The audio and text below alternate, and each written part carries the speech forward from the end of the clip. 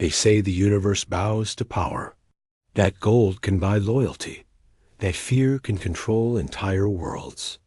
But the night the alien queen landed in my field, she learned something her empire never understood. Humans don't kneel for gold.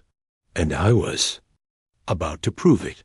Her ship didn't roar through the sky. It didn't burn the clouds or shake the earth. It simply appeared silent, smooth, and silver, hovering above my dying cornfield like a second moon. The animals stopped making noise. Even the wind seemed afraid to move. I was holding a broken irrigation pipe when the light came down. I should have run. I should have called someone. Instead, I stood there. Because fear is loud, but curiosity? Curiosity is stronger. The light touched the ground, and she stepped out of it. Tall, calm, wrapped in something that shimmered like liquid. Glass. A thin crown rested above her pale, glowing eyes. She didn't look like a monster. She didn't look like a conqueror. She looked tired. "I am Queen Velara of the Arden Sovereignty," she said, her voice smooth and layered, like two voices, speaking as one. "Your planet stands at the edge of extinction.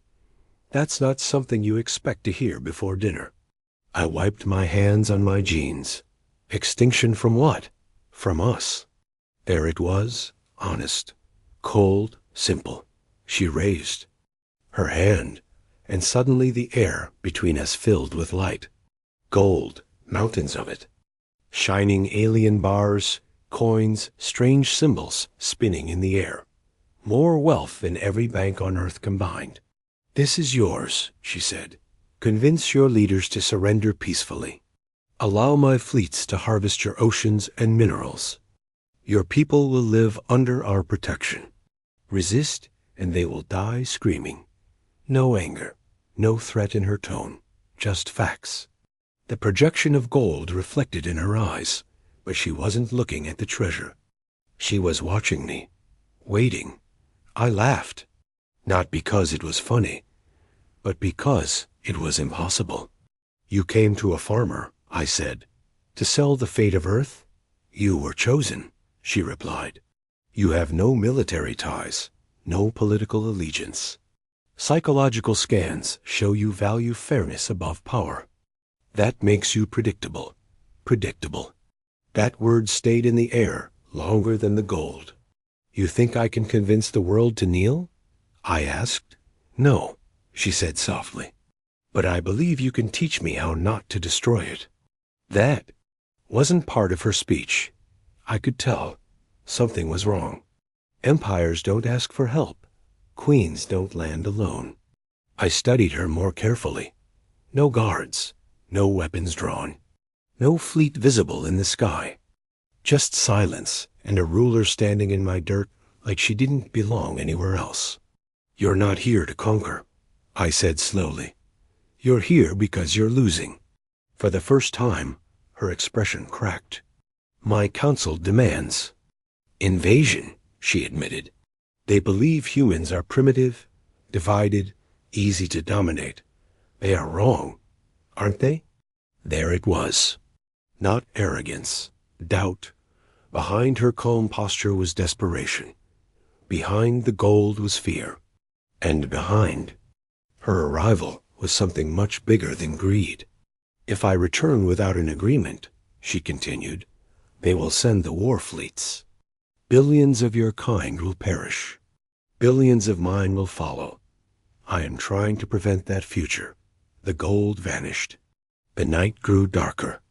"I am offering you wealth beyond imagination," she said quietly. "All I require is your cooperation." I stepped closer, close enough to see that her hands were trembling. "You don't want cooperation," I said. "You want trust." She didn't answer, because she knew I was right. And trust can't be bought.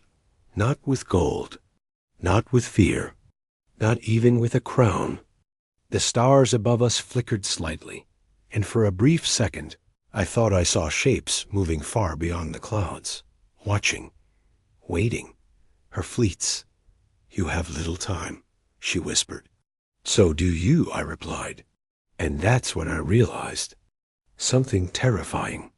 The fate of two civilizations wasn't resting on weapons. It was resting on whether an alien queen could trust a human farmer, and whether I was willing to trust her back.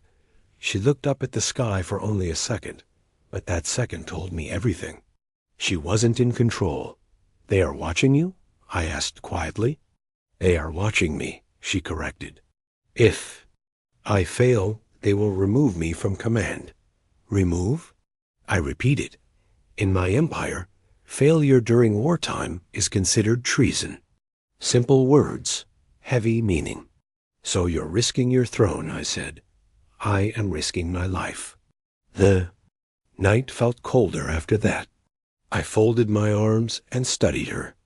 A queen who could burn cities from orbit was standing in my field, asking for help. Not demanding, asking, why Earth?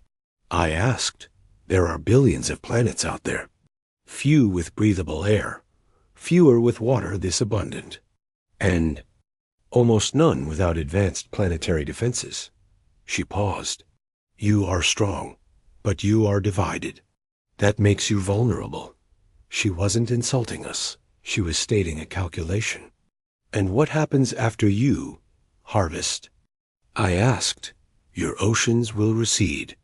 Your climate will destabilize. Billions may starve, but the species will survive under our supervision. Under our supervision, like livestock. I took a slow breath. That's not survival. It is. Better than extinction, she replied. Maybe to you. Her glowing eyes narrowed slightly. You would choose annihilation over submission? I didn't answer right away. Instead, I pointed toward my farmhouse. You see that place? My father built it with his own hands. Not because it was efficient, not because it was profitable, but because it was ours. She followed my gesture, but said nothing. You're offering us life without ownership, I continued. Breathing without freedom. That's not living. For a moment, she seemed confused. In my empire, she said slowly, order brings peace. Peace brings survival. And who chooses that order? I asked. She didn't respond, because she knew the answer. Above us, one of the faint shapes in the clouds shifted. A thin line of red light flickered and disappeared. A warning. They grow impatient, she whispered. Then tell them no, I said. Her eyes widened slightly. You do not understand. I command the fleets, but my authority depends on results. If I return empty-handed, they will assume weakness. Another will take my place, someone who does not hesitate. So you came here hoping I'd make it easy, I said. I came here hoping humans were more than the reports described. And what do the reports say? That you are violent, selfish, fragmented, that you would sell each other for comfort. The silence between us grew heavy. And you believe that? I asked. I believed it enough to come prepared with gold. There it was again, not arrogance, fear of being wrong. I stepped closer, lowering my voice. If I agree, you save your throne. If I refuse, you lose it. But if you trust us, really trust us, you might save both our worlds. Her expression shifted. Not convinced, not yet. You expect me to gamble my empire on faith? She asked. No, I said. I expect you to gamble it on partnership. The red flicker returned in the sky, brighter this time. They will not wait much longer, she warned. Then stop offering gold, I replied firmly, and start offering truth. For the first time since she arrived, the queen looked uncertain. And uncertainty, in a ruler of stars, was more powerful than any weapon, because it meant she was listening. The red light in the clouds didn't fade this time. It stayed, a thin, glowing line cutting across the night sky like a blade held at Earth's throat. Her fleet was no longer hiding its impatience. They are requesting status, she said, quietly, Her voice had lost its royal strength. Now it sounded strained, almost human. If I do not respond soon, they will assume resistance. Then answer them, I said. Tell them negotiations are ongoing. That word does not exist in our war protocol. I stared at her. Then maybe that's the problem? For a moment, she said nothing. Then a small device on her wrist began to glow. Symbols moved across it, sharp and fast. They are suggesting. Orbital demonstration, she whispered. Demonstration of what? She hesitated. Destructive capability. A warning shot. My stomach tightened. Where? She looked toward the horizon, scanning something I couldn't see. Unpopulated region. Likely ocean. I shook my head. You fire even one shot, and every government on this planet will respond. Missiles. Satellites. Panic. You won't. Get surrender. You'll get chaos. That may still ensure victory, she said. Victory over ashes? The red line in the sky brightened again. She lifted her wrist device, fingers hovering over it. This was the moment. Not a battlefield. Not armies clashing. Just a choice. Why are you really here? I asked suddenly. Her hand froze. You could have sent ambassadors. You could have sent drones. But you came alone. Why? She looked at me, and for the first time, the Queen disappeared. In her place stood someone exhausted. My brother leads the council, she said softly. He believes conquest proves strength. I believe restraint proves it. If I fail tonight, he ascends fully, and Earth becomes his first unquestioned victory. So this wasn't just about resources. It was about power inside her own empire. You're not trying to save us, I said slowly. You're trying to prove something. Yes, she admitted.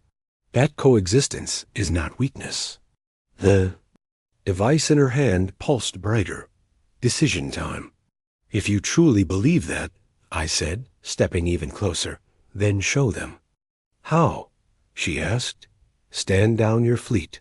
Her eyes widened. That would expose us. Your planet could retaliate. We don't even know you're here, I replied. You're afraid of humans being selfish? Fine. Take the risk. We would take. She searched my face for deception. There was none. Trust us, I said quietly. Not as subjects. As equals. The red light in the sky shifted again, now splitting into smaller streaks. Energy building. They are preparing the demonstration, she said urgently. Then stop it. Her hand trembled over the device. You are asking me to defy my entire command structure. I'm asking you to be the queen you claim to be. Silence. The night felt like it was holding its breath. Then she closed her eyes and pressed a single symbol on her wrist. Above us, the red streaks flickered. For a terrifying second, they grew brighter. Then they vanished. The sky returned to darkness. No explosion, no fire, no warning shot, just silence. Her breathing was unsteady now.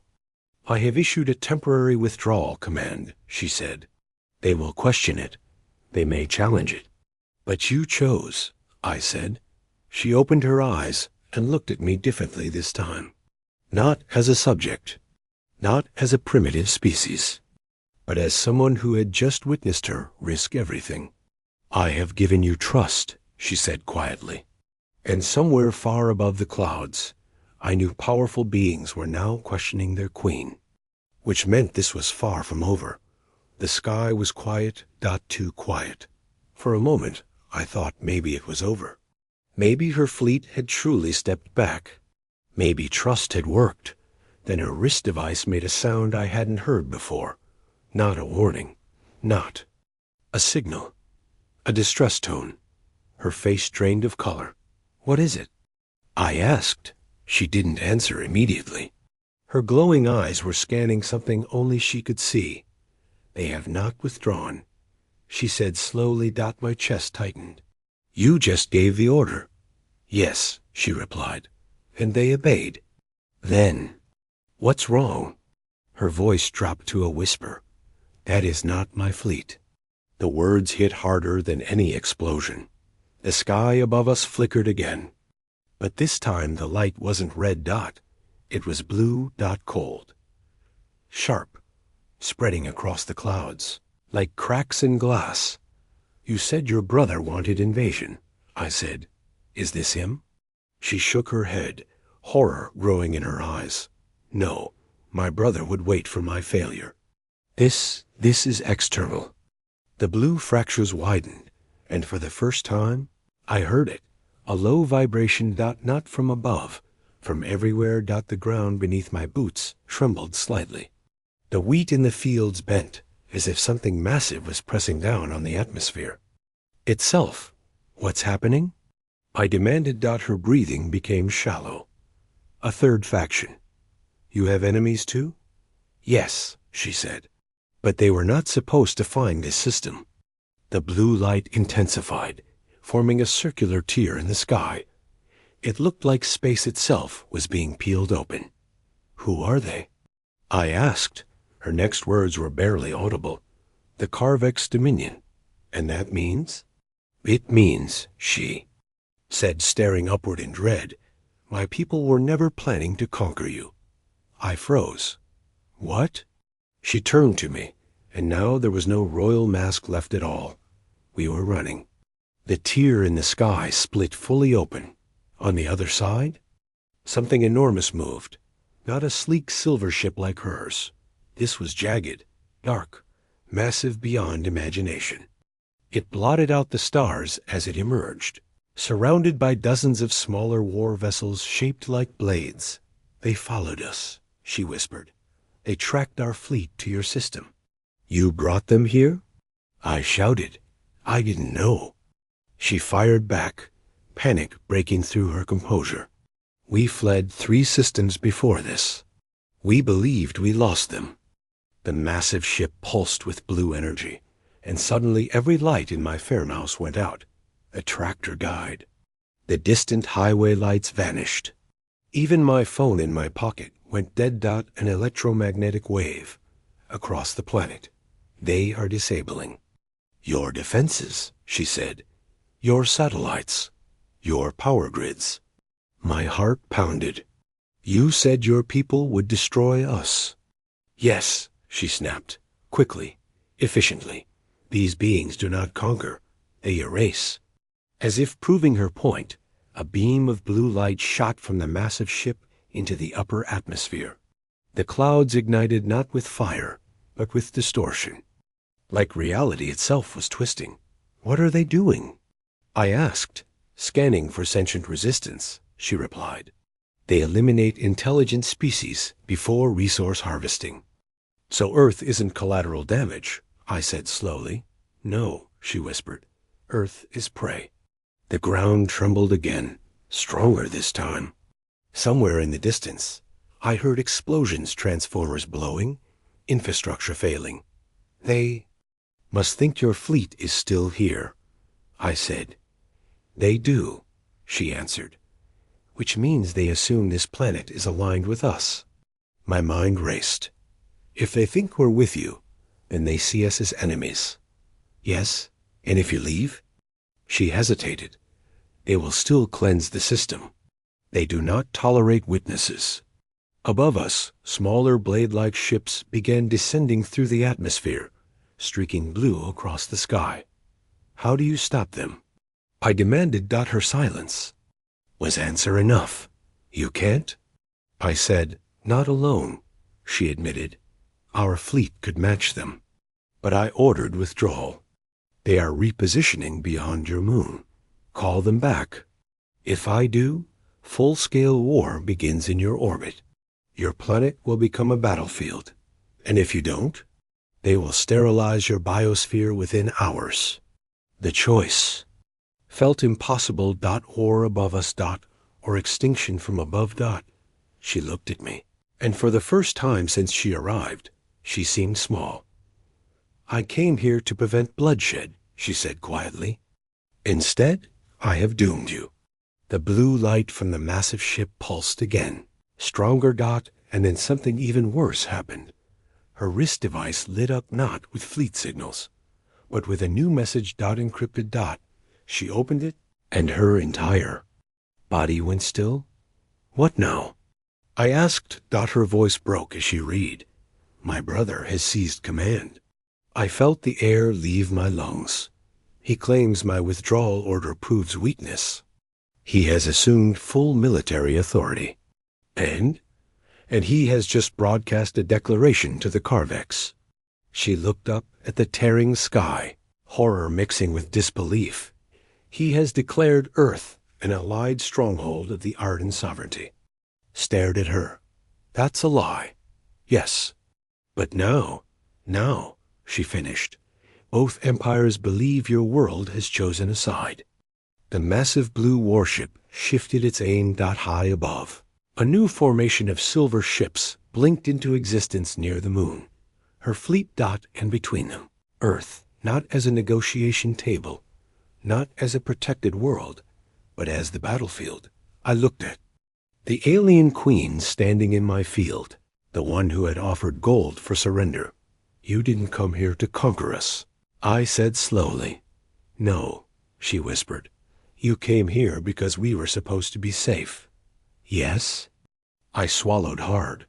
Well, I said, staring at two alien armadas preparing to tear open our sky, that didn't go as planned. Above us, blue and silver lights began charging. And for the first time that night, I understood something terrifying. Trust wasn't the hardest part anymore. Survival was. The sky turned into a battlefield of light. Blue beams cut across the darkness. Silver shields flared in response. The clouds burned with color as two alien empires collided above a planet that didn't even know it was at war. Shockwaves rolled across the air. Windows shattered in the distance. The ground shook like thunder that never stopped. And in the middle of it all, I stood in a broken cornfield beside a queen who had just lost her throne. My brother will not retreat now, she said, watching the silver fleet engage. He would rather see Earth destroyed than admit I was right. And the Carvex? I asked. They will not stop until one side is erased. Another blast tore across the sky. A silver ship exploded in silence, fragments burning as they fell like artificial meteors. This is because of me, she whispered. No, I said firmly. This is because of pride. She looked at me, confused. Your brother's pride. The Carvex hunger. Empires always think power solves everything. I pointed upward. But power is what put us here. A blue beam suddenly shifted direction. It wasn't aiming at the silver fleet anymore. It was aiming lower, toward Earth's surface. They are targeting planetary infrastructure, she said urgently. If that strike lands, millions will die instantly. Her fleet moved to intercept, but they were too far. Too slow. You said your ships obey you, I said quickly. They no longer recognize my command authority. Then give them something else to recognize. She stared at me. What do you mean? Broadcast the truth. She shook her head. In the middle of battle? Yes. Tell both sides the same thing. That Earth is neutral. That this world did not choose war. Make them see us as civilians, not allies. They will not care. Maybe not, I said. But someone will. The blue beam grew brighter, descending through the clouds like judgment. You told me coexistence proves strength, I continued. Prove it, not to your fleet, not to your brother. To the enemy. Her eyes widened. The Carvex do not value mercy. Then give them something stronger than mercy. Which is witness. For a split second, she understood. If both empires destroyed Earth, they would reveal themselves as the same. No moral high ground. No justification. Just extermination. But if one side pulled back, that side would win more than territory. They would win legitimacy. Her hands moved quickly over her wrist device. "Opening system-wide broadcast," she said. Above us, silver and blue lights clashed violently. Then her voice echoed, not just in my field, but across orbit. "This is Queen Valara of the Fee. Arden sovereignty. Earth is not our stronghold. Earth is not our weapon. It is an uninvolved civilization, caught between fleeing forces. Any strike upon this world will be recorded as an act of species-level extermination." The descending blue beam paused, just slightly. She continued, her voice steady despite the chaos. "If the Carvex claim superiority, prove it now. Show restraint, or reveal yourselves as butchers before the galaxy." Silence followed, a terrifying, endless silence. The blue beam flickered. Above, one of the massive Carvex ships shifted position. Another transmission burst across the sky, this one colder, deeper. Unknown language, harsh tones. Her device translated only one phrase. Assessment underway. The beam powering down. Was almost invisible, but I saw it. Slowly, the light faded. The silver fleet hesitated as well. Weapons dimmed.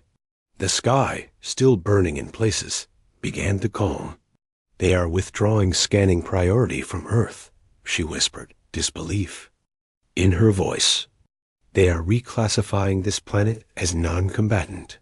"And your brother?" I asked. She looked up as a final silver ship repositioned defensively instead of attacking. "He cannot strike without appearing the aggressor now," she said. "Not with the entire sector listening." The massive blue warship began pulling back through the tear in the sky. One by one, the blade-like vessels followed. The portal slowly sealed. Darkness returned. The stars reappeared. Her fleet remained, but at a distance. No weapons charged, no beams aimed. Just watching. It was over. Not victory, not defeat, but survival. She turned to me, something new in her eyes. "Respect. You had no army," she said softly. "No authority. No power." "Sure I did," I replied. She tilted her head slightly. "What power?" "They kind gold can't buy. Trust." She looked up at the quiet sky, then back at me. "I offered you wealth beyond imagination," she said. "And all I wanted," I answered, "was for you to believe we were worth more alive than conquered." For the first time that night, she smiled, not like a queen, like someone who had just learned something. Her ship descended once more, light surrounding her.